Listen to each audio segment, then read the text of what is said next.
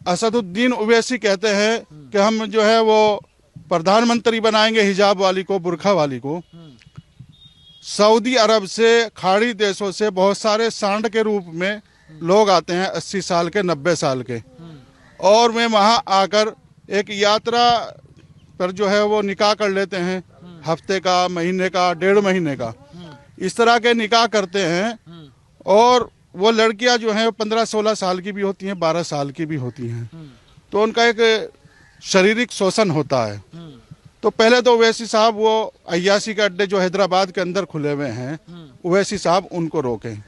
ये बिल्कुल गलत है।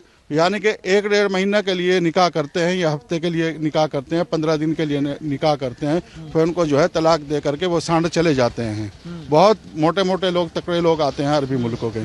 तो ओवैसुद्दीन साहब की आंखें बंद हो रही है क्या, या उसकी वहाँ अकल काम नहीं कर रही है, या तो उनको पता है नहीं है। अगर पता है तो वो 100% उसमें दलाली खा रहे हैं। ना पता होने का तो कोई मतलब ही नहीं है। सेकुलर होने का सब इन लोगों के ढोंग है, चाहे वो जमीयत उलमा हिंद हो, चाहे वो ओवैसुद्दीन ओवैसी हो, कोई भी हो, ये सब ढोंग रचते हैं। ये देखिए जो तालिबान में सिलसिला चल रहा है और सऊदी अरब में चल रहा है, वही सिलसिला शरीयत के मुताबिक यहाँ चलाना चाहते हैं। ये देश भारत देश है, ये संविधान से चलेगा, ना कि ये शरीयत से चलेगा, ना किसी कुरान के हवाले से चलेगा, ना हदीस के हिसाब से चलेगा। ये तो यहाँ संविधान के हिसाब से चलेगा।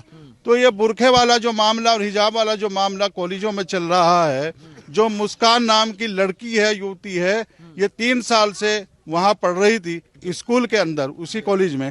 आज ही मुद्दा क्यों उठाया गया, आज ही क्यों उस लड़की ने उछाला है। हमने उस लड़के के बहुत सारे फोटो देखे, होटल में खाना खा रही है, जीन्स में और टी-शर्ट में जो है वो पार्कों में घूम रही है। और ये सब जो है कट्टरवादी मुस्लिम संगठन जो हैं, तालिबान सोच रखने वाले, उन लोगों ने इस मुद्दे को षड्यंत्र के तहत, साजिश के तहत जो है रच करके इसको उछाला है, ताकि 5 राज्यों में चुनाव जो चल रहा है ये ध्रुवीकरण हो जाए। वोट हथियाने का सब ये ढोंग रचा है जमीयत उलमा हिंद ने, और जितने मुस्लिम संगठन है सबका सोची समझी एक साजिश है। सर क्या फायदा, मुस्लिम तो वैसे भी कहा जाता है, पॉलिटिकल राजनीति कहते हैं कि मुस्लिम का भी वोट भाजपा को वैसे भी नहीं देता, ऐसे भी नहीं देता, तो ये रच के भी क्या फायदा है? नहीं, ऐसा है ना, लोग बट रहे हैं आज के टाइम में। महिलाएं जो हैं वो ज्यादातर जो है वो योगी और मोदी को सपोर्ट कर रही हैं। हाँ, मुस्लिम महिलाएं। देखिए बहुत सारी योजनाएं चलाई गई हैं, केंद्र सरकार ने चलाई है।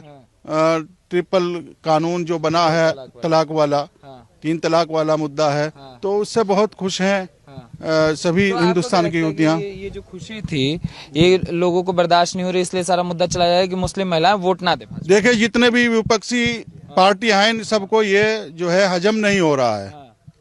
और जितनी विपक्ष पार्टियां हैं, जैसे कांग्रेस हुआ और आपकी समाजवादी पार्टी हो, ये सब मौलाना लोगों का इसमें चलता है। मौलाना लोग इन पार्टियों को चलाते हैं।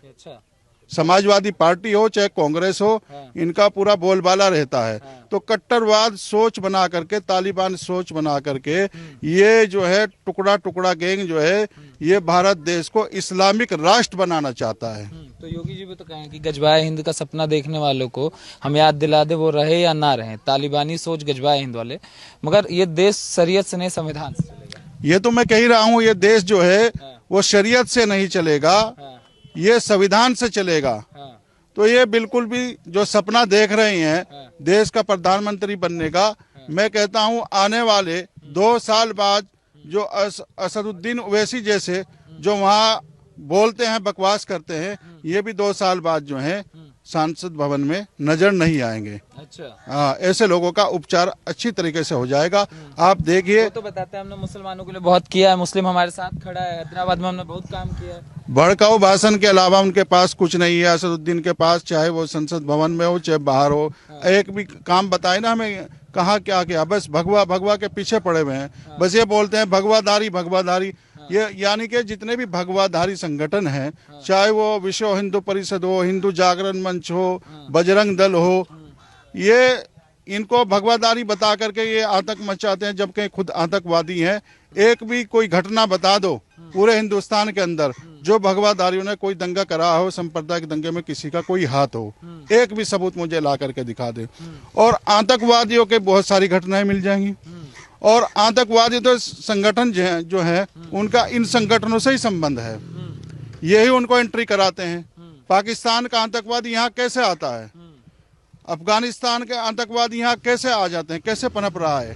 तो आतंकवाद को ये लोग पनाह देते हैं। जैसे इन्होंने बर्मा से कुछ लोग रोहिंग्या लोग आए तो उनको पनाह दे रखी है, इसी तरह कैसे ये और यहाँ पर अलगाववादी जो है पढ़ाई पढ़ाते हैं, अलगाववाद पैदा करते हैं।